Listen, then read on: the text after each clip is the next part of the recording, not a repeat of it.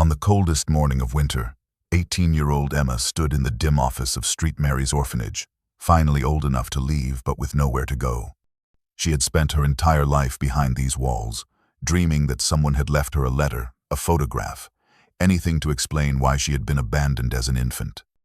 Instead, Sister Margaret handed her a heavy, rust-stained key attached to a slip of paper with coordinates scrawled in faded ink. "It's all there was," the nun said dismissively. "Some old bunker in the woods, probably empty." But as Emma's fingers closed around the cold metal, she felt a pull she couldn't explain. The key was far too deliberate, the coordinates too precise to mean nothing.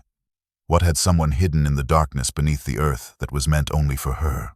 What truth had been buried for 18 years, waiting for the day she would finally be old enough to find it? The morning air in St. Mary's Orphanage carried the familiar scent of industrial cleaner and overcooked oatmeal, a smell that had marked every single day of Emma Chen's 18 years. She stood in the cramped administrative office, her thin frame wrapped in a donated winter coat that was 2 sizes too large, her dark hair pulled back in a practical ponytail, and her hands trembling slightly as Sister Margaret slid a manila folder across the scarred wooden desk. The nun's face, weathered by decades of managing unwanted children, held no warmth, no ceremony for this moment that Emma had imagined 1,000 different ways since she was old enough to understand what it meant to age out of the system. "Your discharge papers," Sister Margaret said, her voice as flat and bureaucratic as the forms themselves. "You're officially released from state care." There's a list of shelters and employment resources in the folder. Emma's heart, which had been beating with a strange mixture of hope and dread, sank as she opened the folder and saw nothing but generic, photocopied sheets with addresses of halfway houses and minimum wage job listings. For 18 years, she had clung to the belief that somewhere in the orphanage's records there was something personal, something that would explain why she had been left on the stone steps of St. Mary's on a freezing January night in 2007, wrapped in a thin blanket with no note, no name, nothing but the medical bracelet on her tiny wrist that read "Baby Girl Chen." She had imagined a letter from her mother, a photograph, even a single sentence that would tell her she had been loved, that her abandonment had been an act of desperate protection rather than cold rejection. Instead, Sister Margaret reached into her desk drawer and pulled out a small plastic bag containing a single object. "This was with you when you arrived," the nun said, dropping the bag onto the desk with a dismissive gesture. "We held it per protocol until you turned 18. Emma's hands shook as she opened the bag and pulled out a heavy brass key, old and tarnished with age, attached to a rusted metal ring. Tied to the ring with a piece of faded twine was a small water-stained piece of paper with a series of numbers written in black ink. "Coordinates." "What is this?" Emma whispered, her voice barely audible. Sister Margaret shrugged, already turning her attention to other paperwork on her desk. "No idea. Some old bunker in the woods, according to the surveyor we consulted years ago. Probably empty, probably worthless. You can throw it away if you want." But as Emma's fingers closed around the cold metal, feeling its weight, its deliberate solidity, something stirred deep in her chest, a pull she couldn't name or resist. This key had been with her from the very beginning, had traveled with her through 18 years of institutional life, waiting for this exact moment. Someone had left it for her, had written those coordinates with purpose and precision, had made sure it would reach her hands when she was old enough to use it. The key was not nothing, it was everything. It was a message from the past, a thread connecting her to the person she had come from, and as Emma gathered her few belongings into a single battered duffel bag and walked out of St. Mary's Orphanage into the cold winter morning, she knew with absolute certainty that before she could begin any new life, she had to follow this key into the darkness and discover what truth had been buried there, waiting for her all these years. The bus station in Helena, Montana was a gray concrete monument to transients, filled with people whose eyes held the same hollow look Emma had seen in every mirror at St. Mary's, the look of those who belonged nowhere. She used $300 of the $427 she had saved from years of kitchen work at the orphanage to rent a battered 1,995 Ford pickup truck from a rental company that didn't ask too many questions about her lack of credit history or references. The truck was rust brown, its paint peeling like sun-damaged skin, and it coughed black smoke when she turned the key, but the engine was sound, and that was all that mattered. She spent another $70 at a surplus store, purchasing a sleeping bag, a small camping stove, a flashlight with extra batteries, a first aid kit, and enough canned food and bottled water to last 3 days. The coordinates from the key had led her here, to this remote corner of the state, where the mountains rose like ancient sentinels and the forests stretched in endless waves of dark green and shadow. She programmed the coordinates into a cheap GPS unit the rental company had included, watching as it calculated a route that took her north, away from the highways and towns, deeper into the wilderness where the lines on the map grew sparse and the names of places disappeared entirely. The first hour of driving was easy, following a 2-lane state highway that cut through valleys of spectacular beauty, the kind of landscape that belonged on postcards and calendars. But then the GPS directed her onto a gravel road, and the gravel road became a dirt track, and the dirt track became little more than 2 faint ruts carved into the earth by vehicles that had passed this way years or perhaps decades ago. The forest pressed in on both sides, the tall pines and spruce trees forming a dense wall that blocked out much of the afternoon sun, casting the trail in a perpetual twilight. Emma drove slowly, the truck bouncing over roots and rocks, branches scraping against the doors with sounds like fingernails on glass. She passed no other vehicles, saw no signs of human habitation, nothing but the endless trees and the occasional glimpse of snow-capped peaks in the distance. The GPS showed she was still 12 miles from the coordinates, but her progress had slowed to a crawl, and the light was fading fast. When the trail became completely impassable, blocked by a massive fallen log that must have been there for years, Emma pulled the truck to the side and killed the engine. The silence that descended was profound and unsettling, broken only by the whisper of wind through the high branches and the distant call of a bird she couldn't identify. She sat in the truck for a long moment, her hands still gripping the steering wheel, doubt creeping in like the evening cold. She was alone in the wilderness, miles from anyone, chasing coordinates left by a person who had abandoned her as an infant. It was madness, reckless, and possibly dangerous. But as she looked down at the brass key hanging from a cord around her neck, she felt that pull again, that absolute certainty that had driven her from the orphanage. Someone had wanted her to find this place, had left her the means to do so, and Emma had spent her entire life being overlooked, dismissed, and forgotten. She would not dismiss this, would not turn back without knowing the truth. She set up her small camp as darkness fell, pitching the simple tent she had purchased, starting a fire with wood gathered from the forest floor, and heating a can of soup on the camping stove. The night closed in around her, vast and alive with sounds she didn't recognize, and Emma sat by her fire, a solitary figure of determination in the immense wilderness, 18 years old and utterly alone, but for the first time in her life, moving toward something rather than simply enduring. Emma woke before dawn, her body stiff from sleeping on the hard ground, her breath visible in the frigid mountain air. She ate a breakfast of granola bars and instant coffee heated over the camping stove, then shouldered her backpack containing water, the flashlight, and the first aid kit, leaving the rest of her supplies locked in the truck. The GPS unit showed the coordinates were roughly 8 miles northeast of her position, and the terrain between here and there was mountainous, covered in dense forest with no trails visible on any map.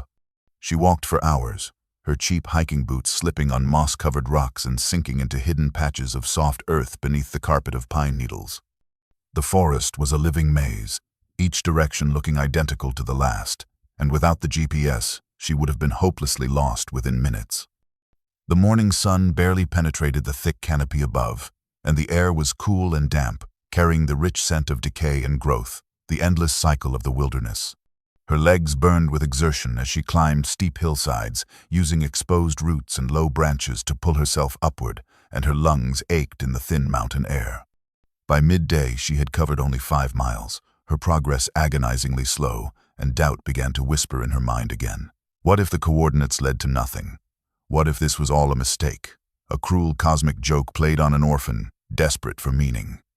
But she pushed forward, driven by a stubbornness that had been forged in 18 years of institutional indifference, and as the GPS showed she was closing in on the final mile, the terrain began to change. The forest gave way to a rocky hillside covered in thick undergrowth, blackberry brambles, and dense thickets of mountain laurel that tore at her clothes and scratched her hands. She was pushing through a particularly thick wall of vegetation when her foot struck something solid and metallic, a sound that was utterly wrong in this wild place. Emma dropped to her knees, pulling away the layers of vines and dead branches, her heart beginning to race as her fingers found the edge of something man-made. It took her 20 minutes of frantic work to clear away enough growth to reveal what lay beneath. It was a large rectangular metal door, perhaps 5 feet wide and 7 feet tall, set flush into the hillside and painted in a camouflage pattern of browns and greens that made it nearly invisible against the surrounding rock and earth. The metal was old, its surface weathered and covered in a thin layer of rust, but as Emma examined it more closely, she noticed something that made her breath catch in her throat. The hinges, though designed to look corroded and ancient, were actually clean and well-oiled beneath a deliberate layer of cosmetic rust. The seal around the door's edge showed no gaps or deterioration. This was not an abandoned structure slowly surrendering to nature. This was a carefully maintained facility disguised to look forgotten. In the center of the door was a circular lock mechanism, its brass surface tarnished but intact, and with trembling hands, Emma pulled the key from around her neck. She inserted it into the lock, and it slid in with a smooth, perfect precision that spoke of expert engineering, and when she turned it, she heard a series of heavy mechanical clicks, the sound of complex internal mechanisms releasing after years of patient waiting.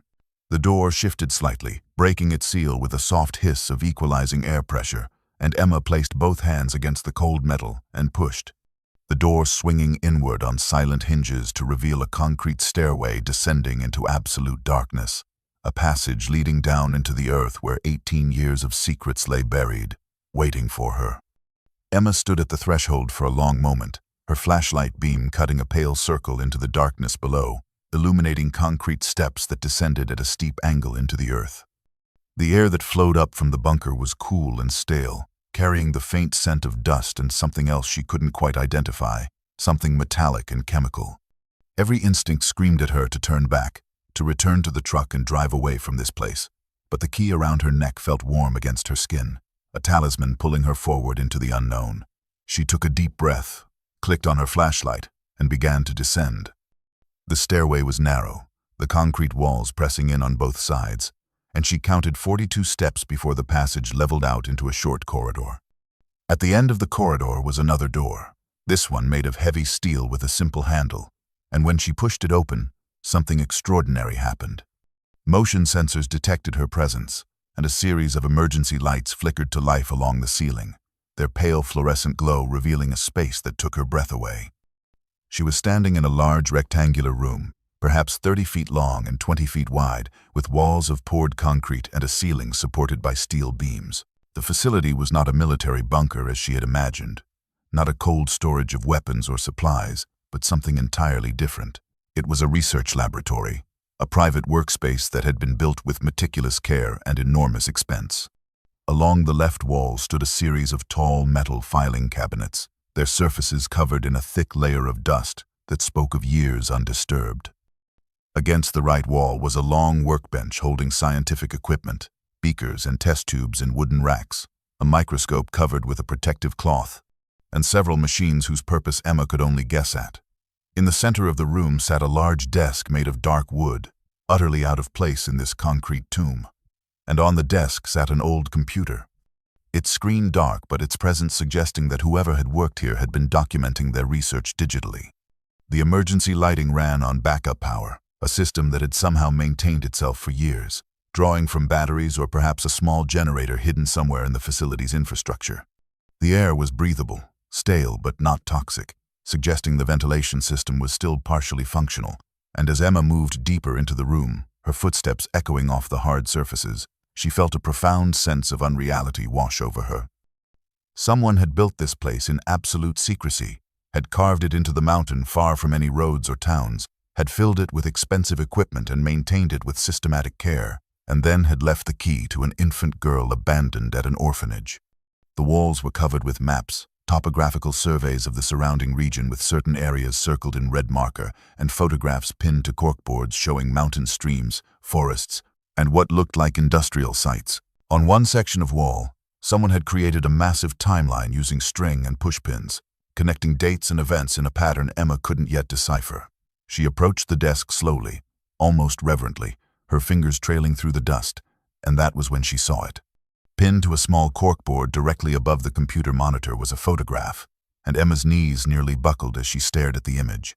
It showed a young woman, perhaps in her late 20s, with long dark hair and delicate Asian features, standing in front of this very desk, wearing a white lab coat and smiling at the camera with an expression of fierce intelligence and determination. The woman looked exactly like Emma, the same dark eyes, the same shape of face, the same slight build, and written beneath the photograph in neat black ink were 3 words that changed everything. Dr. Sarah Chen, lead environmental scientist. Emma sank into the office chair in front of the desk, her legs no longer able to support her weight, and stared at the photograph with a mixture of emotions so intense and conflicting that she couldn't separate one from another. This was her mother, not some faceless stranger who had callously abandoned an unwanted baby, but Dr. Sarah Chen, a scientist, a woman with a name and a face and a purpose, a woman who looked so much like Emma that there could be no doubt about their connection. Her hands shaking, Emma began to examine the corkboard more closely, and she realized it was not just a random collection of papers, but a carefully curated record of Sarah's work. There were newspaper clippings, some yellowed with age, with headlines that spoke of environmental activism and corporate wrongdoing. Local scientist questions mining practices, read one article from the Helena Independent Record dated May 2006. Concerns raised over water quality in mountain communities, announced another from July of the same year. In each article, Dr. Sarah Chen was quoted, her words measured but damning, speaking about elevated levels of toxic chemicals in soil samples, about suspicious patterns of illness in communities downstream from mining operations, about corporate documents that didn't match environmental impact statements. Emma pulled one of the clippings free, reading it in the pale emergency lighting, and she learned that her mother had been an environmental scientist working independently, funded by grants and private donations, investigating allegations that Cascade Mining Corporation was illegally dumping chemical waste into remote areas of Montana's wilderness. The work had been dangerous, not physically but professionally and legally, taking on a corporation with vast resources and political connections. As Emma continued to search through the materials on the corkboard, she found something that made her heart clench with a pain she had never experienced before. It was a small envelope, sealed and addressed in neat handwriting. To Emma, on your 18th birthday. Her fingers trembled so badly she could barely open it, and inside was a single sheet of paper covered in the same neat script. My dearest Emma. It began, and tears blurred Emma's vision as she read the words her mother had written 18 years ago. If you are reading this, it means you found the key and you followed it here, which means you are brave and determined, qualities I always hoped you would inherit from me. I need you to understand something that has haunted me every day since I made the hardest decision of my life. I did not abandon you because I didn't want you. I left you at Street Mary's because it was the only way to keep you safe. The work I do here, the evidence I am gathering, it has made me a target. Cascade Mining Corporation knows I am close to exposing them, and they have made it clear through threats and intimidation that they will stop at nothing to protect their interests. 2 weeks ago, someone broke into my apartment in Helena. Nothing was taken, but the message was clear. They can reach me anywhere. I cannot risk them reaching you.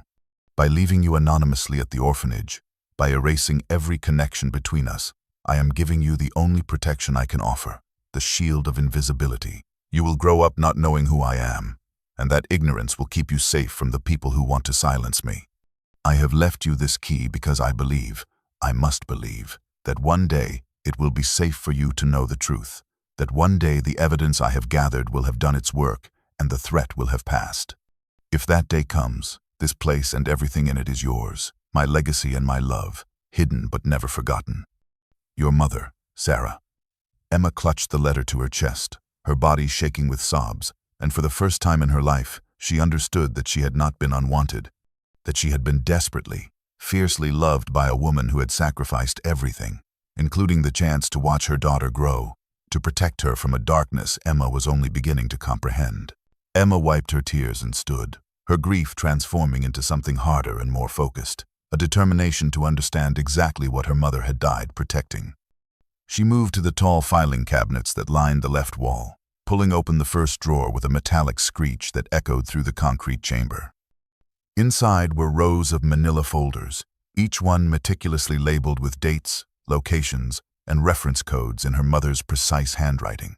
Emma pulled out the first folder, dated January 2005, and opened it to find a collection of documents that represented the beginning of her mother's investigation. There were official permits from Cascade Mining Corporation detailing their approved waste disposal methods, environmental impact assessments that painted a picture of responsible corporate stewardship, and public statements from company executives assuring regulators and communities that all operations met or exceeded federal safety standards. But paperclipped to each official document was evidence that told a very different story. Photographs, dozens of them, showed remote areas of Montana wilderness where the earth had been scarred by chemical burns, where streams ran in unnatural colors of orange and milky white, where dead fish floated in pools of contaminated water. Each photograph was carefully labeled with GPS coordinates, dates, and detailed notes describing what Sarah had observed. Emma pulled out folder after folder, each one building on the last, and she began to see the full scope of her mother's work. Sarah had spent years tracking Cascade Mining's operations, following their trucks on remote logging roads, documenting their activities in areas far from any oversight or public scrutiny. The folders contained soil samples, each one sealed in a plastic bag with a label indicating where and when it had been collected. And attached to each sample was a laboratory analysis report showing concentrations of arsenic, lead, mercury, and industrial solvents at levels that were not just illegal but catastrophically dangerous. The water analysis results were even more damning, showing that toxic chemicals were leaching into the groundwater and flowing downstream into the very watersheds that supplied drinking water to towns and communities throughout the region. Emma found maps with red circles marking contamination sites, and attached to these maps were population statistics and health records that Sarah had painstakingly gathered, showing clusters of rare cancers, birth defects, and chronic illnesses in communities downstream from Cascade's dumping sites. The evidence was not circumstantial or speculative. It was methodical, scientific, and utterly damning, the work of a trained researcher who had followed every thread, documented every connection, and built a case that could not be refuted. Emma discovered folders containing internal Cascade Mining documents, memos and emails that Sarah had somehow obtained, showing that executives were fully aware of the illegal dumping, that they had calculated the cost of proper disposal versus the cost of potential fines if caught, and had deliberately chosen to break the law because it was more profitable. One memo, dated November 2006, just 2 months before Emma was born, discussed the Chen problem and mentioned the need to neutralize the threat through legal or extra-legal means. Emma's hands clenched around the paper, her mother's words from the letter echoing in her mind. Sarah had known she was in danger, had known that Cascade Mining was willing to destroy anyone who threatened their profits, and she had continued her work anyway, driven by a moral courage that had ultimately cost her everything. As Emma stood in that underground laboratory, surrounded by years of meticulous evidence, she understood that she was not just looking at scientific research. She was looking at her mother's testament, a record of truth that powerful people had tried to bury, and Emma knew with absolute certainty that she could not let that burial be permanent. Emma spent hours in the bunker, reading through file after file until her eyes burned with exhaustion and her mind struggled to process the magnitude of what her mother had uncovered. The emergency lighting cast harsh shadows across the concrete walls, and the stale air had begun to feel oppressive, pressing down on her chest with an almost physical weight. She needed fresh air, needed to step out of this tomb of secrets and breathe under an open sky. And she also needed to bring more supplies from her truck if she was going to spend the night here, which she had already decided to do. There was too much evidence to examine, too many pieces of her mother's life to understand, and she could not leave this place until she had absorbed every detail. She climbed the 42 steps back to the surface, pushed open the camouflaged door, and stepped out into the late afternoon light. The forest was bathed in the golden glow of the descending sun, and after hours in the artificial lighting of the bunker, the natural world felt almost overwhelming in its beauty and vitality. Emma stood for a moment, letting her eyes adjust, breathing deeply of the pine-scented air, and that was when she saw it. At the edge of the clearing, partially hidden behind a thick spruce tree, stood a dog. It was a German shepherd, or mostly German shepherd, though its coloring was unlike any she had seen in the rare times she had encountered the breed. Instead of the typical black and tan, this dog's coat was a striking mixture of pale gray and cream white, almost silver in the afternoon light, giving it an ethereal, ghost-like appearance. The dog was young, perhaps a year or two old, but painfully thin, its ribs visible beneath its fur, and it watched Emma with intelligent amber eyes that held a mixture of wariness and desperate hunger. Emma froze, not wanting to startle the animal, and for a long moment they simply stared at each other across the small clearing. The dog's ears were erect and alert, its body tense and ready to flee at the slightest threat, but it did not run. Instead, it took a single tentative step forward, its nose lifted, testing the air, trying to determine if this human represented danger or something else. Emma slowly lowered herself to a crouch, making herself smaller and less threatening, and she spoke in a soft, gentle voice. "Hey there, it's okay. I'm not going to hurt you." The dog's ears twitched at the sound of her voice, and it took another careful step forward.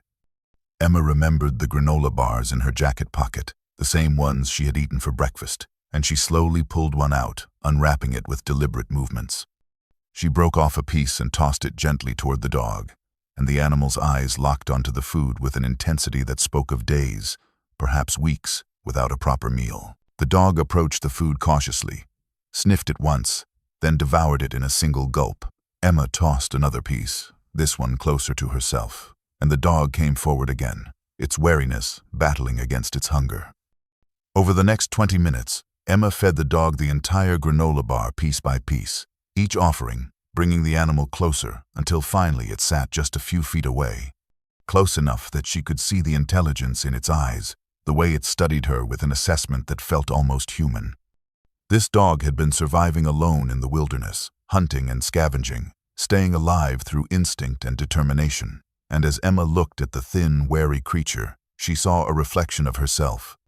Two beings abandoned by circumstance, struggling to survive in a world that had offered them nothing but hardship. "You need a name?" Emma said softly, and the dog's head tilted slightly, as if considering her words.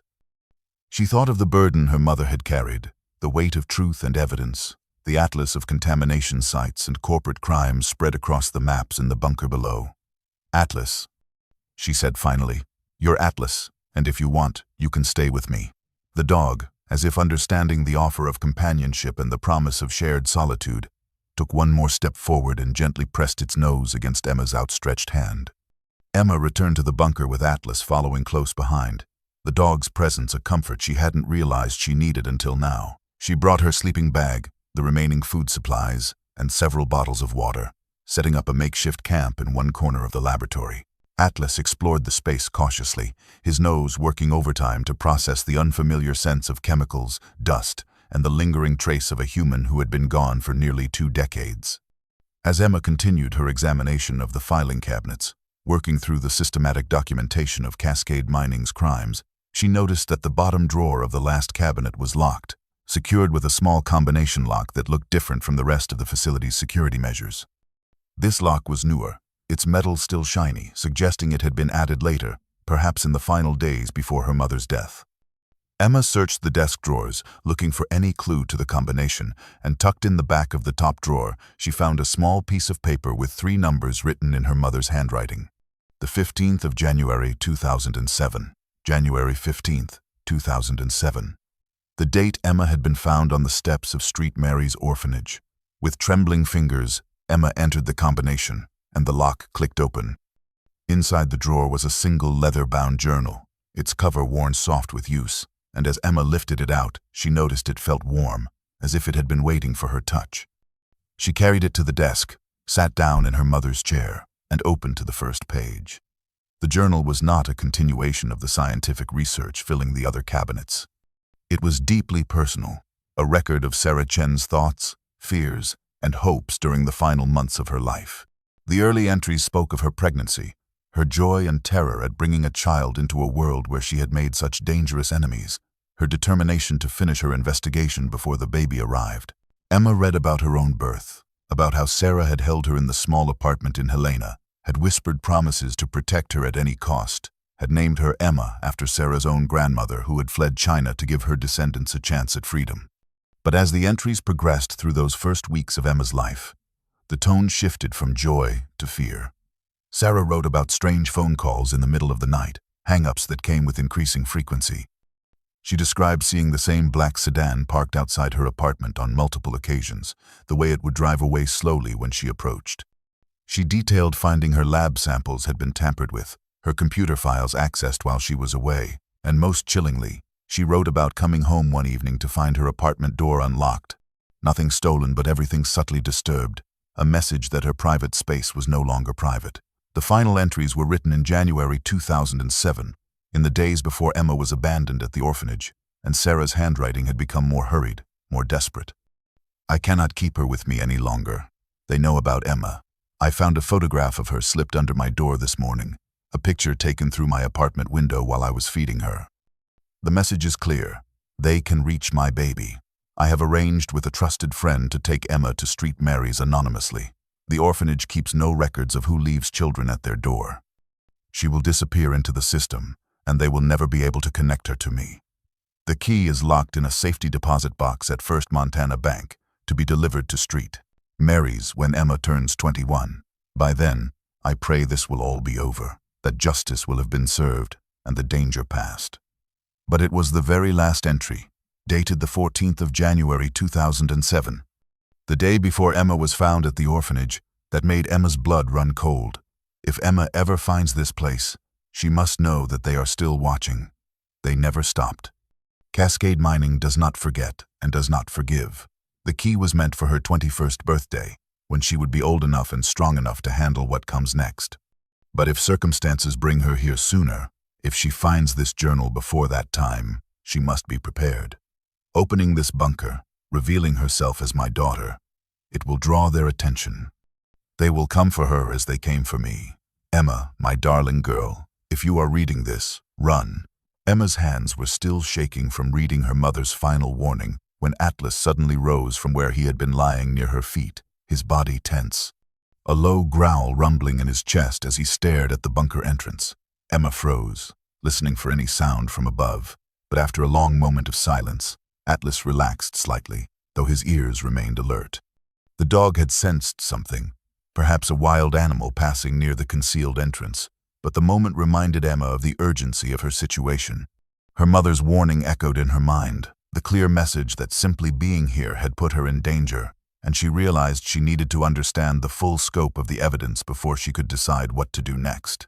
She turned her attention to the computer on the desk, an old but ruggedized laptop designed for field work, its case reinforced and weather-sealed. When she opened it and pressed the power button, she half expected it to be dead after 18 years, but the screen flickered to life, showing a battery indicator that read 73%. The backup power system that ran the emergency lights was also keeping the laptop charged, another sign of the meticulous planning that had gone into this facility. The login screen appeared, requesting a password, and Emma stared at it for a long moment before typing the only thing that made sense, her own birth date, the 15th of January 2007. The system accepted it immediately, and the desktop loaded, revealing a sparse arrangement of folders with clinical labels: evidence primary, evidence secondary, legal correspondence, federal contacts, and one folder simply labeled, For Emma. She clicked on evidence primary first and found it contained dozens of video files, each one labeled with a date and location. Emma opened the first file, dated August 2006, and her laptop screen filled with grainy nighttime footage shot from a concealed position in the forest. The video showed two large tanker trucks with Cascade Mining logos pulling up to the edge of a steep ravine, and in the truck's headlights, Emma could see several men in company uniforms connecting hoses to the tankers and running them to the edge of the cliff. The audio was muffled but audible, and she could hear one man, whose face was clearly visible, saying to another, "Corporate wants this done by morning. Dump it all. And make sure nobody sees the trucks leaving." The footage showed thousands of gallons of dark, oily liquid being pumped directly into the ravine, and Emma's stomach turned as she realized this was not old waste being disposed of improperly, but an active, deliberate poisoning of the wilderness. She opened video after video, each one showing similar scenes, and in several, she recognized the faces of men whose names appeared in the internal memos she had read earlier. These were not rogue employees acting without authorization. These were systematic operations ordered from the top of the corporate structure. In the folder labeled Legal Correspondence, Emma found copies of letters her mother had sent to the Montana Department of Environmental Quality, detailed reports of contamination with supporting evidence, formal requests for investigation. But attached to each letter was a response that ranged from dismissive to hostile. Claims that Sarah's methodology was flawed, that her samples were contaminated, that her accusations were baseless and potentially libelous. Emma then found a subfolder labeled Payroll Evidence, and inside were bank records, copies of checks and wire transfers showing payments from shell companies connected to Cascade Mining, going to 3 state environmental regulators, 2 county commissioners, and most disturbingly, to the office of the state attorney general. Her mother had discovered that the very people who were supposed to enforce environmental law were being paid to look the other way. The final folder, Federal Contacts, showed that Sarah had understood the state system was compromised and had begun reaching out to the Environmental Protection Agency and the FBI, building relationships with federal agents who were outside Cascade's sphere of influence. Emma found email correspondence with an EPA investigator named Robert Morrison and an FBI agent named Catherine Wells, both of whom had expressed serious interest in Sarah's evidence and had begun preliminary investigations. The last email from Agent Wells was dated the 10th of January 2007, just 4 days before Sarah's final journal entry, and it read, "Dr. Chen, your evidence is substantial enough to proceed. We are prepared to offer you federal protection while we build the case. Please respond with your current location and we will arrange a secure meeting." But there was no response from Sarah, and Emma understood with crushing clarity that her mother had run out of time before she could accept that offer of protection, had died on a mountain road just days before federal help could arrive. Emma clicked on the folder labeled For Emma with a sense of dread, knowing that whatever her mother had placed there was meant specifically for this moment, for the day when her daughter would finally learn the truth. Inside was a single subfolder titled The Truth About My Death, and Emma's breath caught in her throat as she realized her mother had anticipated her own murder and had documented everything that led to it. The first file was the official accident report from the Montana Highway Patrol, dated the 18th of January 2007, describing how Dr.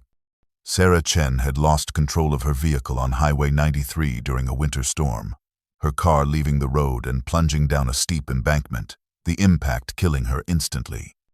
The report cited poor weather conditions, icy roads, and driver error as the cause, noting that no other vehicles were involved and that the accident was consistent with a tragic but common occurrence on Montana's dangerous mountain highways. The investigating officer had noted that Dr. Chen had no alcohol or drugs in her system, that her vehicle showed no mechanical defects, and that the crash appeared to be simply an unfortunate accident. The case was closed within 48 hours with no further investigation. But attached to this official report was another document, handwritten by Sarah herself, dated the 17th of January 2007, the day before her death. Emma read her mother's words with growing horror as Sarah described the escalating harassment she had experienced in the final weeks of her life. "They are no longer hiding their surveillance. The black sedan follows me everywhere now, makes no attempt at discretion. Yesterday, I received a phone call from a man who did not identify himself but who knew details about my daily routine, what time I left my apartment, where I bought my coffee, the route I took to the lab. He said, 'Accidents happen on mountain roads, Dr. Chen, especially in winter. It would be a shame if you became a statistic. I have reported this to Agent Wells at the FBI, but she says it will take time to arrange protection. Time I'm not sure I have. I am writing this as insurance, as a record of what is happening, so that if something does happen to me, Emma will know it was not an accident.'" The next files in the folder were photographs, dozens of them, taken by Sarah from her car over the course of 3 weeks in December 2006 and January 2007. Each photograph showed the same vehicle, a black Chevrolet Suburban with tinted windows and no front license plate, following her at various distances on different roads and at different times of day. In some photos, taken at stoplights, Sarah had managed to capture a partial view of the driver, a large man wearing sunglasses and a dark jacket. The final photograph in the sequence was the most chilling. It showed the same black Suburban parked directly across the street from Mary's Orphanage, and the timestamp on the photo read the 15th of January 2007, 6:47 a.m., less than 2 hours after Emma had been left on the orphanage steps. They had followed Sarah there, had watched her leave her baby, had documented her final act of protection, and then, 3 days later, they had killed her. Emma found one last document in the folder, a photocopy of a witness statement that had never been included in the official accident report. A truck driver named James Morrison had called the highway patrol the day after Sarah's death, reporting that he had been driving on Highway 93 during the storm and had seen a black SUV driving aggressively behind a small sedan matching Sarah's vehicle description.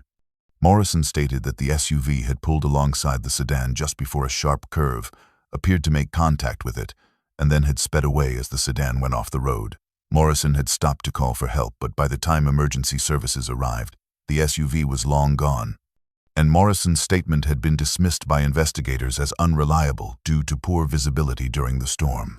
Emma sat back in the chair, her mother's journal and the evidence of murder spread before her, and she understood with absolute clarity that Sarah Chen had not died in an accident but had been murdered by Cascade Mining Corporation to silence the truth. And that same corporation, if they learned Emma existed and had found this bunker, would not hesitate to do the same to her. Emma knew she could not stay isolated in the bunker forever, that she needed to understand the current state of Cascade Mining Corporation and make contact with the outside world if she was going to have any chance of exposing the truth without ending up like her mother. She spent one more night in the underground facility with Atlas, curled protectively at her feet, and at dawn, she sealed the bunker door, carefully concealing it again beneath layers of branches and undergrowth, and made the long hike back to her truck. The drive to the nearest town took 2 hours on the winding mountain roads, and she chose a larger settlement than the tiny village where she had rented the truck, a place called Whitehall, with a population of just over 1,000, large enough to have a general store, a gas station, and most importantly, a library with public internet access. She parked her battered Ford pickup on Main Street, left Atlas in the truck with the windows cracked and a bowl of water, and walked into Miller's General Store, the kind of place that sold everything from groceries to hardware to hunting supplies. She purchased a prepaid cell phone using cash, along with some additional supplies including dog food for Atlas, and while the elderly woman at the register rang up her items with painful slowness, Emma became aware of a presence outside, a feeling of being watched that made the hair on the back of her neck stand up. She glanced through the store's front window and saw it immediately. Parked directly across the street was a black Mercedes SUV, its paint gleaming and expensive, utterly out of place in this working-class mountain town where most vehicles were practical trucks and aging sedans covered in mud and road salt. The SUV's engine was running, exhaust puffing in the cold morning air, and behind the wheel sat a man in dark sunglasses despite the overcast sky, his attention fixed on Emma's truck. Atlas, visible through the truck's window, was standing on the seat, his body rigid, his gaze locked on the SUV, and even from this distance, Emma could see the dog's lips were pulled back, exposing his teeth in a silent snarl. The man in the Mercedes noticed the dog's aggressive posture and seemed to be speaking into a cell phone, his free hand gesturing as he delivered some report. Emma forced herself to remain calm, paid for her purchases with cash, and walked out of the store at a normal pace, though her heart was hammering against her ribs. She climbed into her truck, started the engine, and pulled away from the curb, watching in her rear-view mirror as the black Mercedes remained parked, the driver still on his phone. She drove to the library 3 blocks away, parked in the back lot where her truck would be less visible from the street, and brought Atlas inside with her, claiming he was a service dog when the librarian looked skeptical. At a computer terminal in the far corner, Emma activated the prepaid phone and used its mobile hotspot to search for information about Cascade Mining Corporation. What she found made her stomach drop. The company had not collapsed or been exposed in the 18 years since her mother's death. Instead, it had thrived, growing from a regional mining operation into a massive multinational corporation with operations in 6 states and annual revenues in the billions. The current CEO was a man named Victor Harmon, whose professional biography listed him as having started with the company in 2006 as head of security operations, the exact time frame when her mother was being threatened and surveilled. Cascade Mining had diversified beyond mining into land development, logging, and natural gas extraction, and their corporate website featured glossy photographs of smiling executives and claims of environmental stewardship and community partnership, lies wrapped in expensive marketing. As Emma sat staring at the screen, Atlas suddenly rose from where he had been lying at her feet and moved to the library's front window, that same low growl rumbling in his chest, and when Emma looked up, she saw the black Mercedes SUV driving slowly past the library, the driver's head turning to scan the parking lot. and she knew with cold certainty that her presence in this town had not gone unnoticed. That simply leaving the bunker and entering the world had triggered something, and the machine that had killed her mother was already moving to destroy her too. Emma left the library quickly, her instinct screaming at her to move, to not stay in one place long enough to be cornered. And as she drove through the small town with Atlas alert in the passenger seat, she passed a weathered sign reading, Chen's Auto Repair, Est. 1982. The name stopped her cold, her foot instinctively hitting the brake, and she stared at the sign with a mixture of disbelief and desperate hope. Chen was not a common name in rural Montana, and the possibility that this shop had belonged to her mother's family, that she might have living relatives just miles from where she had been researching in isolation, was too significant to ignore. She pulled into the gravel lot in front of a small garage with 2 bays, its metal siding streaked with rust and years of mountain weather, and as she stepped out of the truck, an elderly man emerged from inside, wiping his oil-stained hands on a rag. He was small and wiry, perhaps in his early 70s, with white hair and deeply weathered Asian features, and when his eyes met Emma's, he stopped walking, his face going pale, the rag falling from his hands to the ground. "Sarah," he whispered, the name barely audible, and Emma realized he was seeing a ghost, seeing his daughter's face on a stranger's body. "I'm not Sarah," Emma said gently, her voice shaking, "but I think Sarah was my mother." The old man staggered slightly, reaching out to steady himself against the doorframe of the garage, and for a long moment, he simply stared at Emma, his eyes filling with tears. "She had a baby," he said finally, his voice thick with emotion. "She had a baby and I never knew." Over the next hour, sitting in the cluttered office of the repair shop while Atlas lay watchfully by the door, Emma and Harold Chen pieced together the tragic story of a family destroyed by secrets and fear. Harold explained that he was indeed Sarah's father, a first-generation immigrant who had built a modest life repairing cars in this small Montana town. His daughter had been brilliant, the first in their family to attend university, earning a doctorate in environmental science, and he had been so proud of her until her investigation of Cascade mining began. "I begged her to stop," Harold said, his hands trembling as he poured them both coffee from an old percolator. "I told her she was going to get herself killed, that you cannot fight corporations that powerful and win. We had terrible arguments, said things we could never take back, and the last time I saw her, she told me she would rather die standing up for the truth than live on her knees in comfortable ignorance. I was angry, told her she was throwing her life away for nothing, and then I didn't hear from her again." He paused, wiping his eyes with the back of his hand. "When she died, when the police came and told me about the accident, I wanted to scream that it was murder, but I was terrified. 3 days after her funeral, a man came to this shop, a lawyer representing Cascade Mining. He said the company was aware of my loss and wanted to offer their condolences in the form of a settlement, $50,000 to help me through my grief. He never said the words directly, but the message was clear. Take the money, stay silent, and I would be safe.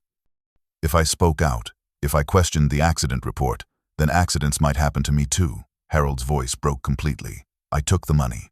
I took their blood money and I stayed quiet for 18 years. And I have lived with that shame every single day since, knowing I let my daughter's murder go unavenged because I was a coward." Emma reached across the desk and took his weathered hand in hers. "You're not a coward. You survived. And now we have a chance to finish what she started, together." Emma left Harold's shop as evening approached, promising to return the next day with copies of her mother's evidence, and she drove back toward the bunker through the darkening forest with a sense of urgency she couldn't shake. Harold had given her his cell phone number and made her promise to call him every 12 hours, a safety check system, and he had also pressed an old revolver into her hands, a Smith & Wesson that had belonged to Sarah, saying she might need it in the days ahead. The weight of the gun in her jacket pocket was both comforting and terrifying, a reminder that this was no longer just about uncovering the past, but about surviving the present. She reached the concealed bunker entrance just as the last light was fading from the sky, and Atlas, who had been calm during the drive, suddenly became agitated the moment she opened the truck door, his hackles rising, a continuous low growl vibrating in his chest. Emma approached the hidden door cautiously, and even before she pulled away the camouflage of branches, she noticed something was wrong. The arrangement of the undergrowth was slightly different, the branches positioned at angles that didn't quite match how she had left them that morning. Her heart began to race as she unlocked the door and descended into the bunker, and what she found there confirmed her worst fears. Nothing was missing. The filing cabinets still stood in their rows, the laptop was still on the desk, and all of her mother's research appeared intact, but someone with professional training had been here. The folders in the cabinets were not in exactly the same order. Papers had been examined and replaced with almost perfect precision, and the dust on the desk showed faint fingerprints that were not her own. They had found the bunker, had searched it methodically, photographing or copying what they needed, and they had left everything in place because they wanted her to know they had been here, wanted her to understand that her hiding place was no longer hidden. Emma's hands shook as she gathered the most critical evidence, the video files and her mother's journal, stuffing them into her backpack, and she made the decision not to stay in the bunker that night but to camp in the forest nearby where she could watch the entrance. She set up her tent in a dense thicket 200 yards from the bunker, built no fire that would give away her position, and ate a cold dinner of granola bars while Atlas paced restlessly, his anxiety infecting her until she felt like every shadow held a threat. Around midnight, Atlas suddenly froze, his body going rigid, and Emma heard it too, the sound of vehicles approaching through the forest, engines growling low as they navigated the difficult terrain. She crawled to the edge of her hiding spot and looked out toward the bunker, and her blood turned to ice. There were lights, multiple flashlights and headlamps, moving through the trees in a coordinated search pattern, and she counted at least 6 distinct lights, 6 people working as a team. The vehicles, she could now see, were 2 large black SUVs parked on what must have been an old logging road she hadn't known existed, and men in dark clothing were spreading out, sweeping the area with the precision of military or security contractors. Atlas pressed against her, silent now but trembling with the effort of containing his protective instincts, and Emma wrapped her arms around the dog, holding him close, barely daring to breathe. The searchers moved closer to the bunker entrance, and in the quiet of the mountain night, Emma could hear fragments of their conversation. "The door's been accessed recently, probably today," one man said, his voice professional and emotionless. "She knows we're onto her." Another voice, deeper and carrying the weight of authority, responded, "Find her. Harmon wants this contained before she can go public. Chen's kid is smarter than we thought, but she's alone and inexperienced. We secure the evidence, and we secure her, tonight if possible." They knew who she was, knew she was Sarah's daughter, and they were hunting her with the same cold efficiency they had likely used against her mother 18 years ago. And as Emma huddled in the darkness with Atlas, listening to them coordinate their search, she understood that running had just become a matter of life and death. Emma and Atlas escaped the searchers that night by moving deeper into the wilderness, away from the bunker and toward Harold's shop, traveling through the darkness with only her flashlight and the dog's superior senses to guide them. She reached the auto repair shop just after dawn, exhausted and terrified, and Harold took one look at her face and pulled her inside, locking the door behind them. Over coffee in his small apartment above the shop, Emma told him everything, about the bunker being compromised, about the men hunting her, and about the evidence she had managed to save. Harold listened in grim silence, and when she finished, he stood and walked to an old wooden chest in the corner of his bedroom, the kind of furniture that held a lifetime of memories. "Your mother was brilliant," he said, pulling out a metal lockbox from the bottom of the chest. She knew that having all her evidence in one place was dangerous, so she made copies, multiple sets distributed to people she trusted. After she died, Cascade Mining spent years tracking them down. They went to every colleague she had worked with, every friend she had confided in, offering money or making threats, and one by one, those copies disappeared. I think they believed they had gotten them all, which is why they left the bunker alone for so long. They assumed it was just an abandoned research facility with nothing important inside. He opened the lockbox with a small key he kept on a chain around his neck, and inside was a thick bundle of envelopes, perhaps 50 of them, each one addressed in Sarah's handwriting. To Emma, age 1, to Emma, age 5, to Emma, age 10. They continued up through the years, a lifetime of letters never sent. "She wrote to you," Harold said, his voice breaking. "Every year on your birthday, she would write you a letter, telling you about her work, about her hopes for you, about how much she loved you and how sorry she was that she couldn't be with you. She gave them to me a week before she died, made me promise to deliver them to you when you turned 18, but she never told me where you were, never told me she had left you at an orphanage. After her death, I searched for months trying to find you, checking adoption records and foster care systems, but you had disappeared into the bureaucracy, and eventually I gave up. Thinking I had failed her one last time, Emma took the bundle of letters with trembling hands, and she opened the first one, written in the months after her birth, and her vision blurred with tears as she read her mother's words describing her tiny fingers, her first smile, the way she would calm when Sarah sang to her.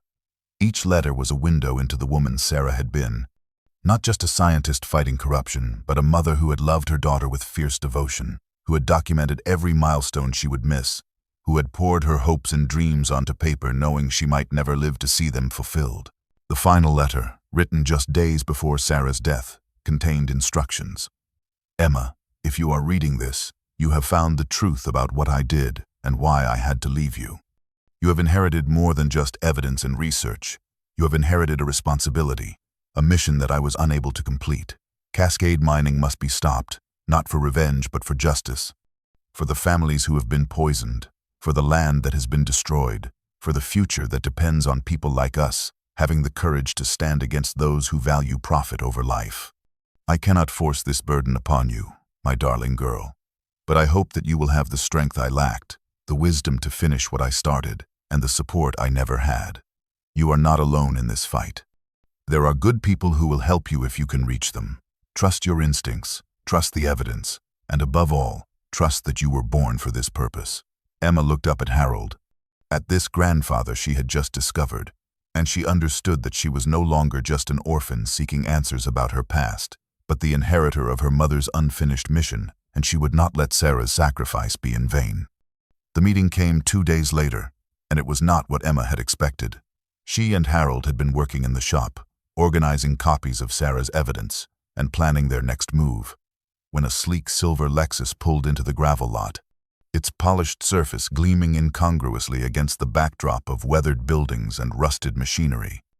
The woman who stepped out was perhaps 50 years old, dressed in an expensive charcoal suit that probably cost more than Harold's entire month of income, her dark hair styled in a perfect professional cut, and her presence radiating the kind of confidence that came from years of wielding power in corporate boardrooms. She walked directly to the shop entrance, her heels clicking on the concrete, and knocked with a firmness that suggested she was accustomed to doors opening for her. Harold glanced at Emma, a question in his eyes, and Emma nodded, her hand instinctively moving to where the revolver was tucked into her waistband beneath her jacket. The woman entered with a practiced smile, extending a manicured hand first to Harold and then to Emma. "Harold Chen, and you must be Emma," she said, her voice smooth and cultured.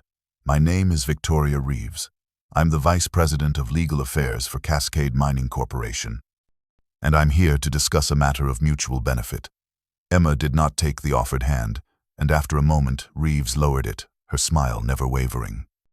"I'll be direct," Reeves continued, pulling a leather folder from her briefcase. "We are aware that you have come into possession of certain historical materials related to research conducted by Dr. Sarah Chen nearly 2 decades ago. These materials are, technically speaking, proprietary to Cascade Mining as they were compiled during an investigation of our facilities. However, we understand the sentimental value such items might hold for family members, and we would like to offer a fair purchase price for their return." She opened the folder and slid a document across Harold's workbench, and Emma saw a check already filled out, made payable to Emma Chen for $2 million. "This is a generous offer," Reeves said, her tone reasonable and friendly. "It would allow you to start your life with substantial financial security, pursue any education or career path you desire, travel the world if you wish. All we ask in return is that you sign a simple non-disclosure agreement and turn over any documents, recordings, or digital files related to your mother's research. We would like to put this unfortunate chapter in our company's history behind us, and I'm sure you would like to move forward with your own life rather than dwelling in the tragedies of the past."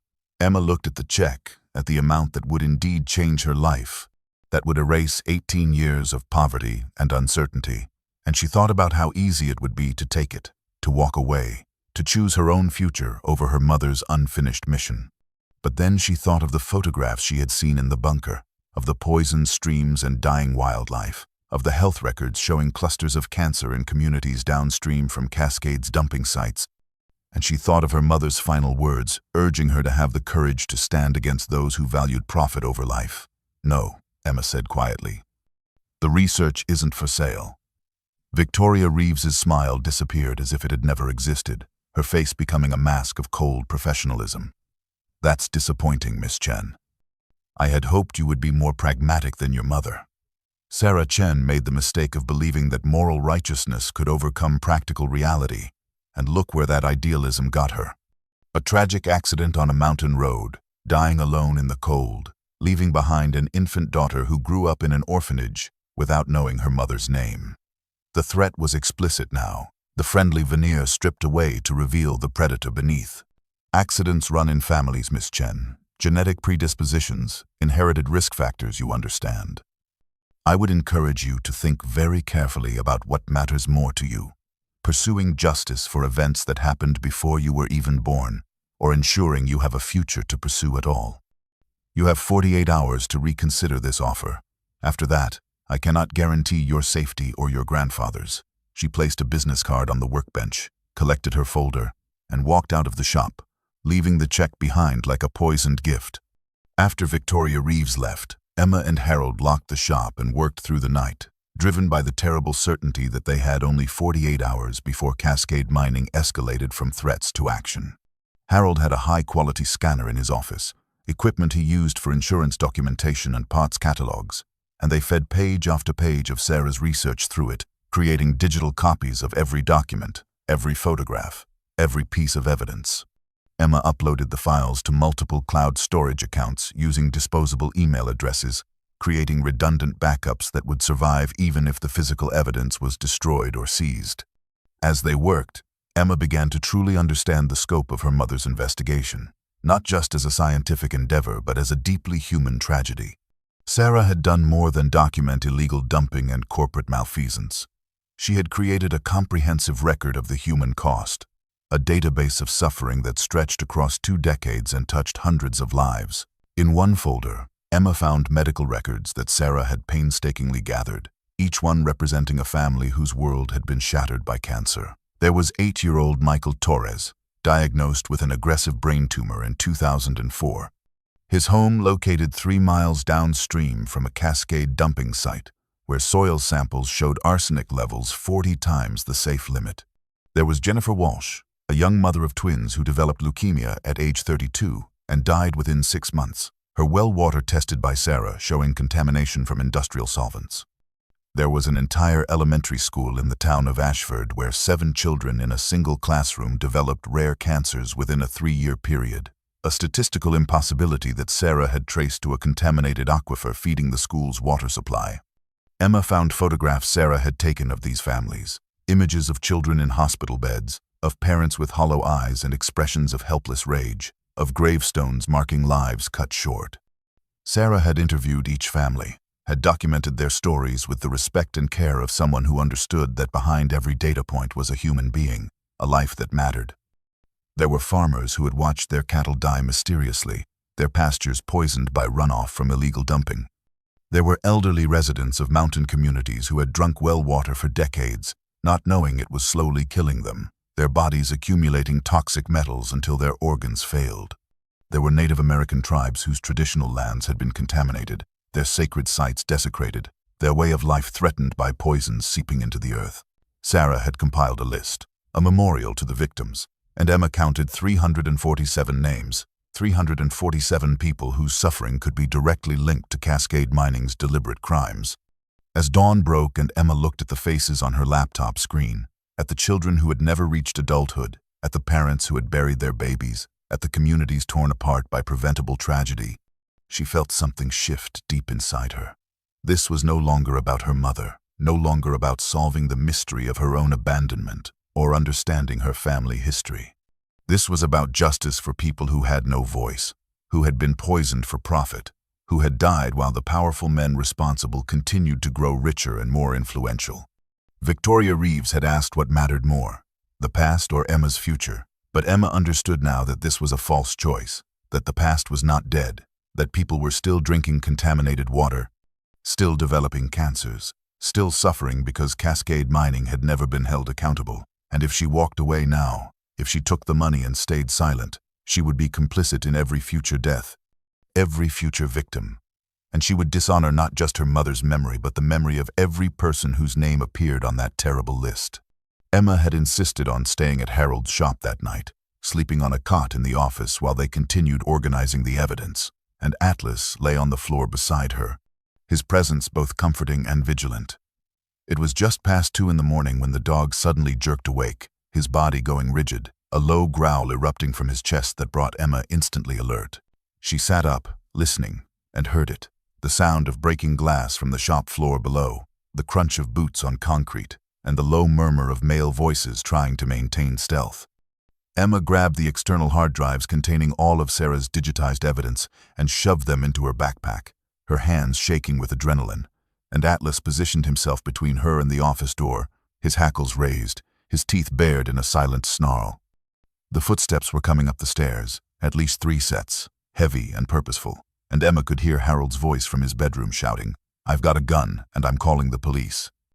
The response was immediate and violent. The office door burst open, kicked in by a large man in dark clothing and a ski mask, and Atlas didn't hesitate. The dog launched himself at the intruder with a ferocity Emma had never seen, 70 pounds of protective fury slamming into the man's chest, teeth finding purchase on his forearm as the man screamed and stumbled backward. Emma used those precious seconds to run to the small window at the back of the office, the one that opened onto the fire escape Harold had installed years ago, and she threw it open, tossed her backpack down to the alley below, and squeezed through the narrow opening. Behind her, she heard Atlas's snarling, the man's cursing, and then Harold's voice booming, "Get out of my shop or I will shoot you." A gunshot, impossibly loud in the enclosed space, and Emma's heart stopped, but Harold's voice came again, strong and angry.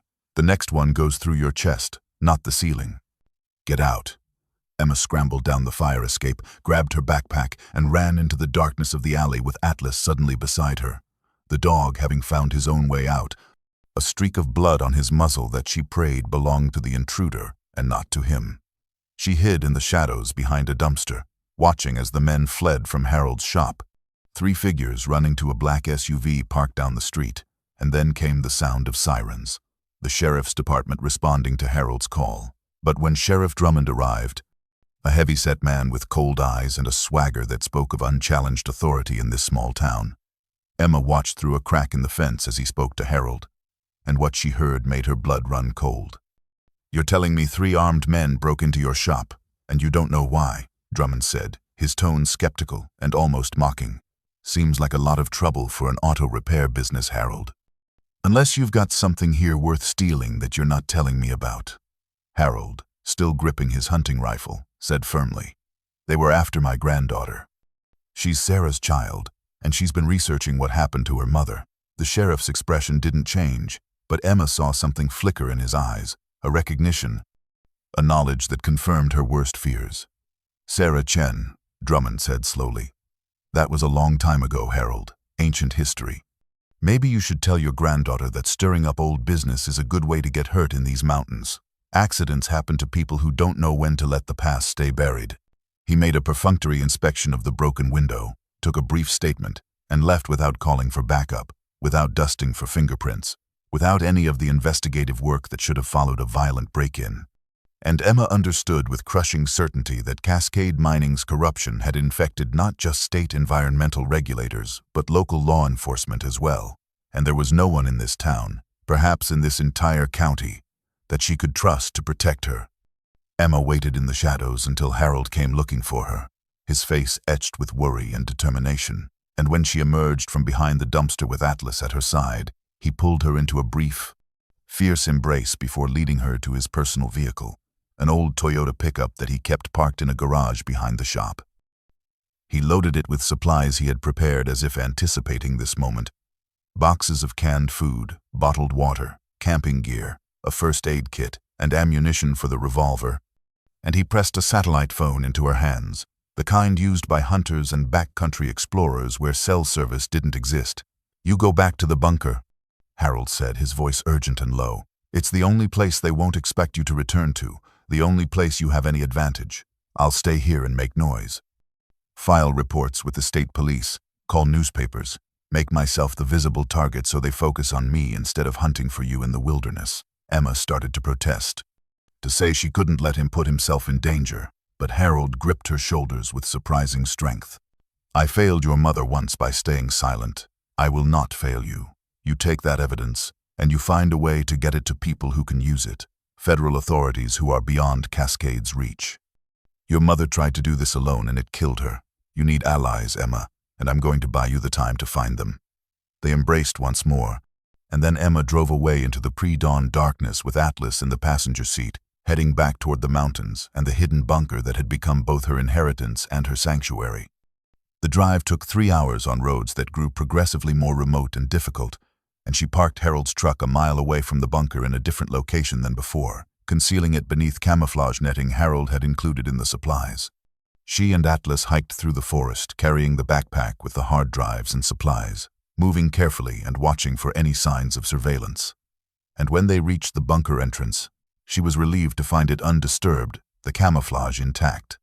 Once inside, Emma worked methodically to fortify her position, moving one of the heavy filing cabinets to block the door from the inside, creating a barrier that would slow any forced entry, and she inventoried her supplies, calculating that she had enough food and water to last 2 weeks if she rationed carefully. She set up a makeshift living space in the corner of the lab, her sleeping bag and Atlas's blanket creating a small island of comfort in the concrete tomb, and she began to plan her next move, knowing she needed to contact federal authorities but unsure how to do so without revealing her location or putting herself at greater risk. It was while examining the bunker more closely, looking for any vulnerabilities or alternative exits, that Emma discovered something her mother had never mentioned in the journal, a detail so subtle she had missed it in her earlier visits. On the back wall, behind a tall metal storage rack filled with old equipment, was a seam in the concrete, almost invisible but detectable when she ran her fingers along it. And when she moved the rack aside with great effort, she found a steel door painted the same gray as the walls, perfectly camouflaged. The door was locked with a simple deadbolt, and attached to it with old tape was a small envelope labeled Emergency Exit. Inside was a hand-drawn map showing a tunnel system, old mining shafts from the 1800s that ran through this mountain, and Sarah had drawn a route in red ink showing how one tunnel connected directly to the bunker, an escape route that led 3 miles through the earth to emerge at an abandoned mining camp on the far side of the ridge. Sarah had built not just a research facility but a fortress with a secret back door, a final failsafe if she was ever trapped, and Emma understood that her mother had anticipated every possibility, had prepared for the day when flight would be the only option for survival. Emma spent the first day in the bunker going through every remaining file in her mother's cabinets, looking for any additional contacts or allies her mother might have documented, and in a folder labeled Media Contacts, she found business cards from 3 journalists, each one with handwritten notes from Sarah describing their areas of expertise and reliability. 2 of the cards had red X marks drawn through them with dates from 2007, suggesting they had been compromised or proven untrustworthy, but the 3rd card, slightly yellowed with age, belonged to Marcus Webb, senior investigative reporter for the Seattle Tribune, and Sarah's note beside his name read, "Vetted, clean, believes in the story. Would trust with my life." Emma held the card in her hands, staring at the contact information, and made the decision that would either save her or doom her. She powered on the satellite phone Harold had given her, its signal bypassing all local cell towers and connecting directly through orbiting satellites, making it nearly impossible to trace in real time. And she dialed the number on the card, half expecting it to be disconnected after 18 years. The phone rang 4 times before a man's voice answered, gruff and slightly irritated. "Webb." Emma took a breath, steadying her voice. "Mr. Webb, my name is Emma Chen. I'm calling about Dr. Sarah Chen and her investigation of Cascade Mining Corporation." The silence on the other end stretched for several seconds, and when Marcus Webb spoke again, his voice had completely changed, the irritation replaced by intense focus. "Sarah Chen. I haven't heard that name spoken aloud in almost 2 decades. Who are you really, and how did you get this number?" Emma explained quickly and concisely, identifying herself as Sarah's daughter, describing the bunker and the evidence she had found, and telling him about the threats and the attack on Harold's shop. And as she spoke, she could hear Marcus typing rapidly on a keyboard, the sound of a journalist already beginning to work the story. When she finished, Marcus let out a long breath. "I worked with your mother for 6 months before she died," he said, his voice heavy with old grief. "She was the most thorough researcher I ever collaborated with, meticulous and fearless. She was building a case that would have brought down Cascade Mining's entire executive structure, and then she died in what the authorities called an accident, but what I knew was murder. I tried to continue the investigation, but without her evidence, I had nothing concrete, just allegations and suspicions. Cascade's lawyers threatened my paper with defamation suits, and my editors killed the story. I've spent 18 years waiting for someone to finish what Sarah started, and I had nearly given up hope." He paused, and Emma heard the clicking of a mouse. "I'm looking at Cascade Mining's current structure now. They're a billion-dollar corporation with political connections at the state and federal level. Victoria Reeves, the woman who threatened you, is known in legal circles as the Cleaner because she specializes in making problems disappear, either through legal intimidation or other means. 3 journalists who tried to investigate Cascade in the past 10 years have had their careers destroyed. One lost his job over fabricated plagiarism charges. Another was arrested on false drug possession charges. And the third simply disappeared while researching a story in Montana and was never found." The warning was clear, and Emma felt fear coiling in her stomach, but Marcus continued with renewed determination. "But here's the thing, Emma. You have what your mother couldn't provide, the original evidence, videos, documents, and most importantly, you're her daughter, which makes you a witness to the human cost. If we do this right, if we build the story carefully and bring in federal authorities before Cascade can stop us, we can finish what Sarah started. But you need to understand that once we go public, there's no going back, and your life will never be the same." Emma had been in contact with Marcus Webb for 3 days, sending him encrypted files through secure channels and planning how to coordinate the release of evidence with federal authorities.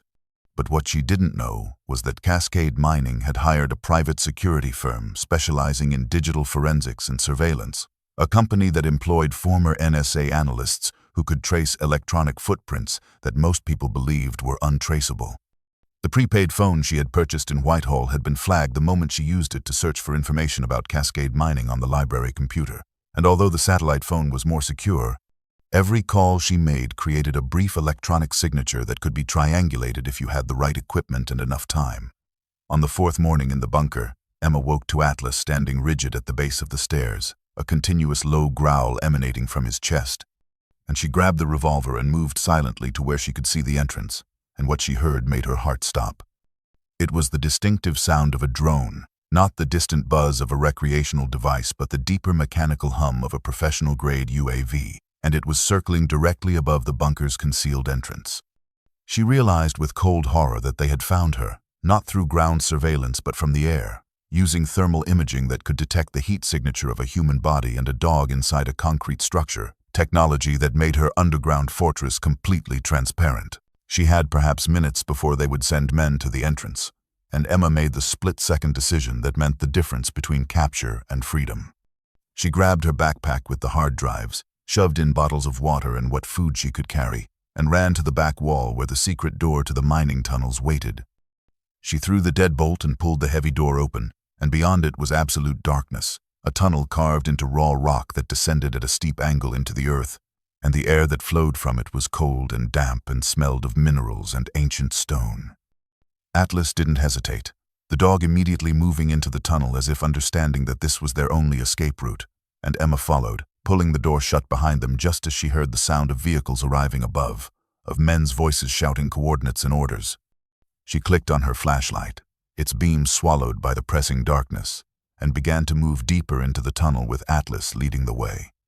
The mining tunnel was a nightmare of claustrophobia and disorientation, the ceiling so low in places that Emma had to crouch, the floor uneven and treacherous with loose rocks and hidden drops, and several times the main passage branched into side tunnels, creating a maze where one wrong turn could mean being lost forever in the mountain's bowels.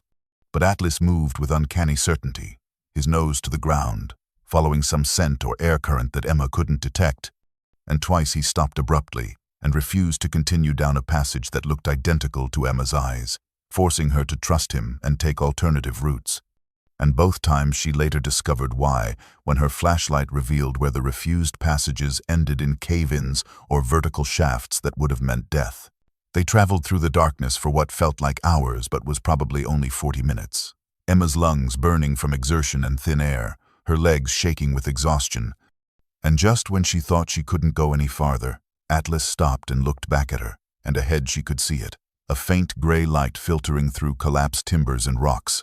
The exit Sarah had marked on her map, and Emma and Atlas scrambled through the narrow opening and emerged on the far side of the mountain, filthy and exhausted but alive, while behind them, somewhere in the darkness of the earth, Cascade's hired men were searching an empty bunker, finding nothing but concrete walls and the ghost of a scientist who had died protecting her daughter.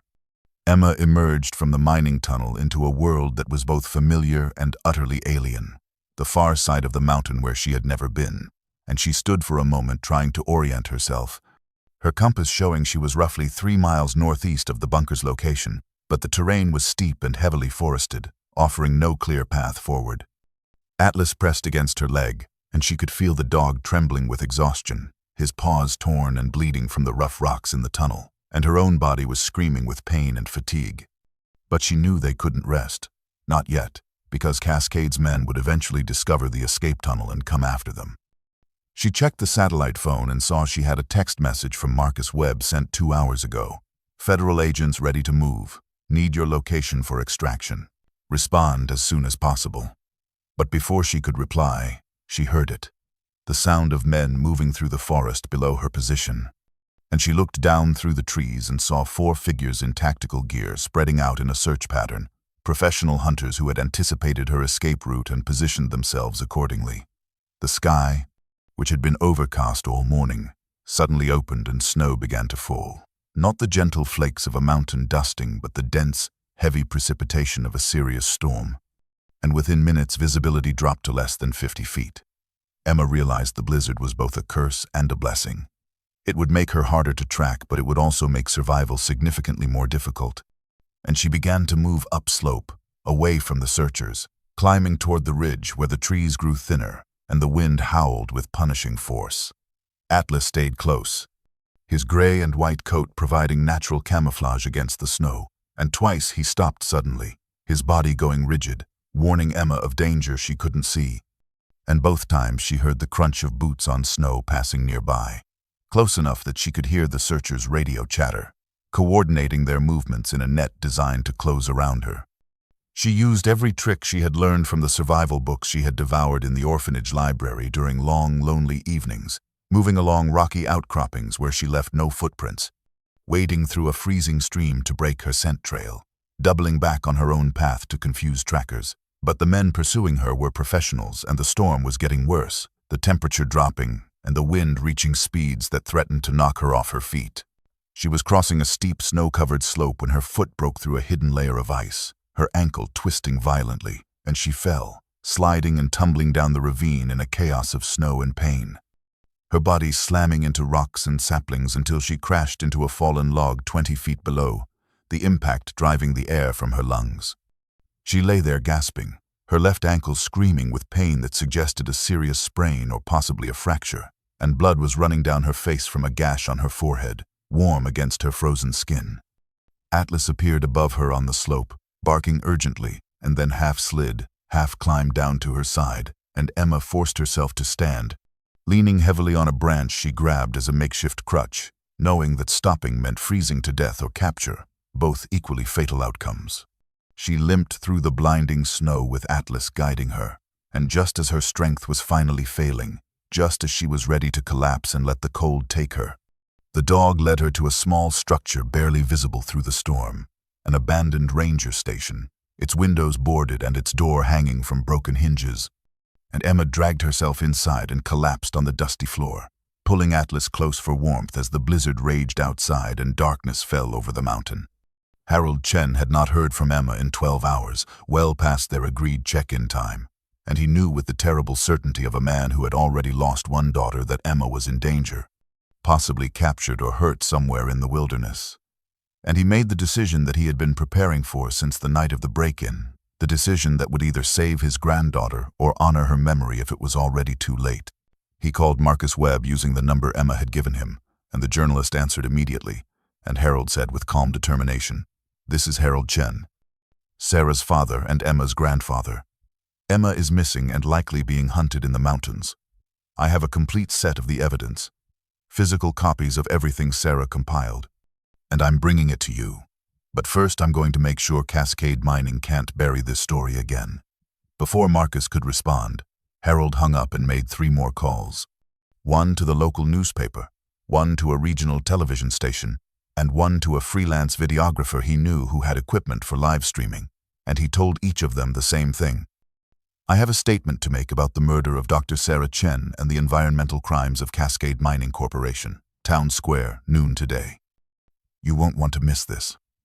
By 11:30, Harold had set up a small folding table in the center of Whitehall's Town Square, and on that table he had placed a large cardboard box filled with documents, photographs, and printed evidence, and behind him stood a banner he had made that morning reading "Justice for Sarah Chen and the 347 victims of Cascade Mining."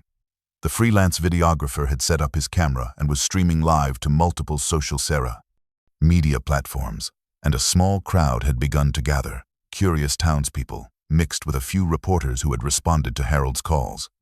At precisely noon, Harold stood before the camera, an elderly man in work clothes who had spent his life fixing cars and avoiding confrontation, and he began to speak with a voice that carried across the square and through the digital airways to thousands, then tens of thousands of viewers. "My name is Harold Chen. 18 years ago, my daughter, Dr.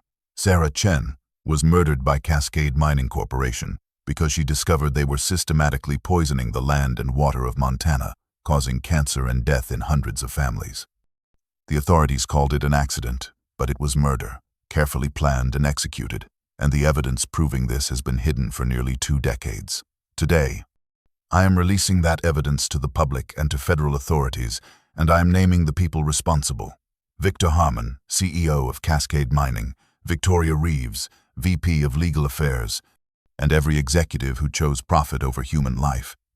He held up photographs, one after another, showing the faces of children who had died from cancer, showing contaminated streams and poisoned land, and he read names from Sarah's list, 347 names of victims, his voice never wavering even as tears ran down his weathered face. The live stream was being shared exponentially, the view count climbing from hundreds to thousands to hundreds of thousands as people across the country watched an old man stand alone against corporate power. And Cascade Mining's social media team scrambled to contain the damage, but it was too late. The story was viral. Numbered "Justice for Sarah Chen" was trending nationally, and news outlets were picking up the feed and broadcasting it on television. Harold had been speaking for 20 minutes when Sheriff Drummond arrived with 2 deputies, their faces grim, and Drummond said loudly, "Harold Chen, you're under arrest for theft of corporate property, trespassing, and making false statements with intent to defraud." Charges that were transparently fabricated, and as the deputies handcuffed him and led him away, Harold looked directly into the camera and said his final words, "Emma, if you're watching this, run toward the light, not away from it. Tell the truth and let the whole world hear it." The arrest only amplified the story. The image of an elderly man being taken away in handcuffs for speaking truth became the defining visual of the scandal. And Harold's sacrifice had bought Emma exactly what she needed: time and attention, the 2 things that Cascade Mining could no longer suppress. Emma woke in the abandoned ranger station to Atlas, licking her face, and the blizzard had passed, leaving the world covered in pristine white silence, and her body was a map of pain. Her ankle swollen to twice its normal size, her head throbbing from the gash that had bled through the makeshift bandage she had tied around it. She pulled out the satellite phone with trembling hands, seeing she had 17 missed messages, and the first one from Marcus Webb made her heart leap. Harold went public. Story is everywhere. Federal agents moving. Stay hidden and wait for contact. The subsequent messages documented what had happened in the 12 hours she had been unconscious or semi-conscious in the ranger station. How Harold's live-streamed press conference had exploded across social media. How Marcus Webb had published a comprehensive article in the Seattle Tribune with the headline, "The Sarah Chen Files." How one scientist's murder covered up decades of corporate poisoning, complete with documents and photographs Emma had sent him. The story had been picked up by national news outlets within hours, and the public outrage had been immediate and overwhelming. people demanding investigations, accountability, and justice. The 18th message was from a number Emma didn't recognize, and the text read, "Emma Chen, this is Special Agent Catherine Wells, FBI Environmental Crimes Unit. Your mother contacted me in 2007. I have been waiting 18 years to finish her case. I need to speak with you urgently. You are in danger, but we can protect you." Emma stared at the name. Catherine Wells, the same FBI agent her mother had been trying to reach before her death, and with shaking hands, she called the number. The woman who answered had a voice that was professional but warm, carrying an authority that came from years of federal law enforcement. "Emma, thank God you're alive. We've been tracking Cascade's security contractors in the mountains, and they're pulling back now that the story is public. But you're still not safe until we have you in protective custody. Can you tell me your location?" Emma described the ranger station as best she could, and Agent Wells said, "Stay there. We have a helicopter en route. 20 minutes. Do not move, and do not contact anyone else." The wait was the longest of Emma's life, every sound making her jump, expecting Cascade's men to burst through the door, but Atlas remained calm. And finally she heard it, the distinctive thump of rotor blades, and a FBI helicopter landed in the clearing outside, and 2 agents in tactical gear carried her to the aircraft while a third gently lifted Atlas. And as they rose above the mountains, Emma looked down at the wilderness that had nearly killed her and saw vehicles far below, black SUVs retreating down mountain roads. The hunters called off their prey. Agent Wells met her at the FBI field office in Helena, and over the next 6 hours, Emma turned over everything, the hard drives, the physical documents Harold had given her, the satellite phone with all her communications, and she gave a formal statement detailing everything she had discovered, everything her mother had documented, and everything Cascade Mining had done to silence them both. Agent Wells listened with an expression of grim satisfaction, and she explained that the FBI had been investigating Cascade Mining independently for 3 years following reports of environmental violations in other states. But they had lacked the comprehensive evidence needed for criminal charges. "Your mother's research is extraordinary," Wells said. "It's the most thorough documentation of corporate environmental crimes I've seen in 20 years with the Bureau. Combined with the public pressure from the viral video and the news coverage, we now have both the evidence and the political will to move forward." Within 48 hours, federal agents executed search warrants on Cascade Mining's regional headquarters in Montana and their corporate offices in Denver, seizing computers, files, and internal communications, and the arrests began. Victoria Reeves was taken into custody at her home, charged with conspiracy to commit murder, obstruction of justice, and racketeering. Victor Harmon, the CEO, was arrested at the company's headquarters, along with 3 other senior executives whose names appeared throughout Sarah's documentation. The charges were extensive: environmental crimes, conspiracy, murder, wire fraud, and violations of the Clean Water Act that carried sentences measured in decades, not years. And Emma watched the news coverage from a secure FBI safe house, seeing the people who had tried to kill her being led away in handcuffs, and she thought of her mother, of Harold sitting in a jail cell on false charges that would be dropped within days, and of the 347 names on Sarah's list, and she knew that justice, though long delayed, had finally arrived. The federal courthouse in Helena was a building of marble and oak designed to project the weight and authority of the justice system, and Emma walked through its doors 6 weeks after emerging from the mountains, her ankle still wrapped in a supportive brace, but her stride confident and purposeful. The preliminary hearing for United States v. Harmon et al. Was packed with media, victims' families, and legal observers, everyone wanting to witness the moment when one of Montana's most powerful corporations would finally be held accountable for decades of crimes. Emma took her seat at the witness stand, and Atlas, who had been officially registered as her support animal, lay at her feet, his presence a solid anchor in the overwhelming formality of the proceedings. Across the courtroom, behind the defense table, sat Victoria Reeves and the 3 Cascade Mining executives, their expensive suits and confident lawyers a stark contrast to the federal prosecutors who had spent weeks building an airtight case. Emma looked directly at Reeves, the woman who had threatened her and offered her $2 million to stay silent, and Reeves stared back with an expression of cold calculation, as if even now she believed her power and wealth could overcome mere evidence and testimony. The lead prosecutor, a woman named Jennifer Martinez, approached Emma with a stack of documents and began the methodical process of walking her through the evidence, and Emma testified for 3 hours, describing the bunker, her mother's meticulous research, the videos of illegal dumping, the laboratory reports showing catastrophic contamination, and the human cost documented in Sarah's files. She explained how her mother had been threatened, surveilled, and ultimately murdered to prevent this evidence from reaching federal authorities, and she described her own experience being hunted through the mountains by men hired to silence her the same way they had silenced Sarah. As Emma spoke, the prosecutors displayed evidence on large screens, showing the jury and the courtroom the faces of the 347 victims, the poisoned streams, the internal Cascade mining memos discussing the Chen problem, and the financial records proving payoffs to state officials. With each piece of evidence, Emma watched Victoria Reeves's composure begin to crack, the confident mask slipping to reveal something beneath it, not remorse but fear. The dawning realization that the machine of corporate power she had operated with impunity for so long was finally grinding to a halt. When the prosecutor asked Emma if she had anything else to present, Emma pulled out a letter, the final one from the bundle Harold had given her, and she asked permission to read it aloud. The judge nodded, and Emma began to read her mother's words, written 18 years ago in the days before Sarah left her infant daughter at an orphanage.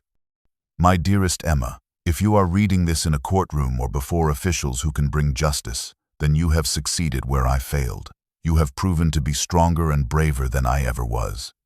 I want you to know that every decision I made, every sacrifice, was driven by love. I chose to protect you over completing my work because you were and always will be more important than any mission or cause. But I also knew that one day, if you inherited my determination and my sense of justice, you would finish what I started. You would stand where I could not stand, speak the truth I could not speak loudly enough, and bring light to the darkness that powerful people tried to hide. I am so proud of you, my darling girl, and though I will never hold you again, never see the woman you have become, I know that you carry within you the strength of everyone who refused to be silenced. And that strength will change the world. The courtroom was absolutely silent as Emma finished reading, tears streaming down her face, and even the judge had to pause to compose herself before proceeding. And Victoria Reeves, for the first time, looked away, unable to meet the eyes of the daughter she had tried to destroy. 6 months after the federal hearing, the Montana sky was painted in the brilliant gold and orange of autumn, and Emma Chen stood on the porch of a newly built cabin, watching the sun descend behind the peaks that had nearly killed her, but had ultimately set her free. The legal proceedings had concluded with a decisive victory, the federal court ruling that Cascade Mining Corporation had engaged in systematic criminal activity spanning 3 decades, and the company had been ordered to pay $17 billion in fines and restitution, an amount so massive it required the complete liquidation of the corporation, the dismantling of an empire built on poison and lies. Victor Harmon and Victoria Reeves were each sentenced to 25 years in federal prison without possibility of parole, and the 3 other executives received sentences ranging from 15 to 20 years, their wealth and connections powerless against the weight of evidence Sarah Chen had compiled and her daughter had delivered. The Environmental Protection Agency had begun the largest cleanup operation in Montana history, using Cascade's liquidated assets to remediate contaminated sites, install new water treatment systems in affected communities, and monitor the health of residents who had been exposed to toxic chemicals. And while the work would take decades to complete, it had finally begun.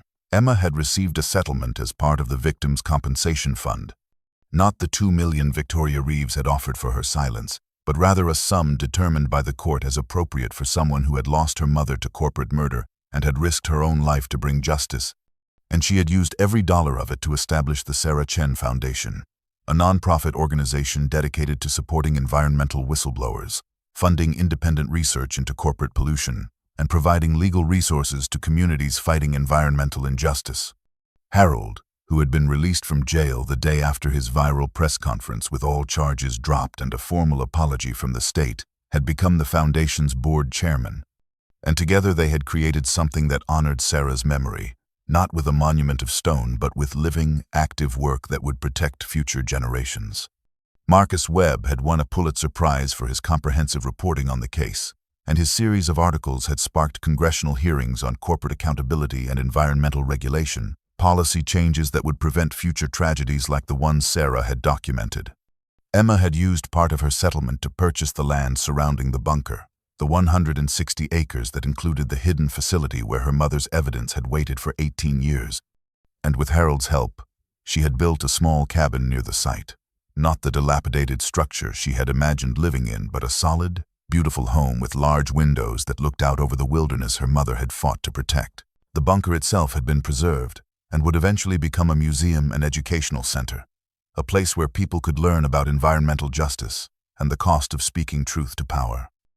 Atlas, who had been thin and wary when Emma first met him in the forest, was now healthy and strong, his gray and white coat gleaming, and he sat beside her on the porch as the stars began to appear in the darkening sky, his head resting against her leg in a gesture of absolute trust and devotion.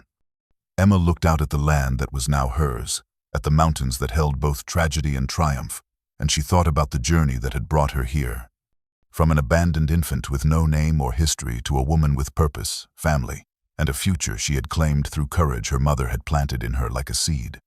She was no longer just Emma Chen the orphan, she was Emma Chen the inheritor, not of wealth but of a legacy of justice, and for the first time in her 18 years of life, she understood what home truly meant.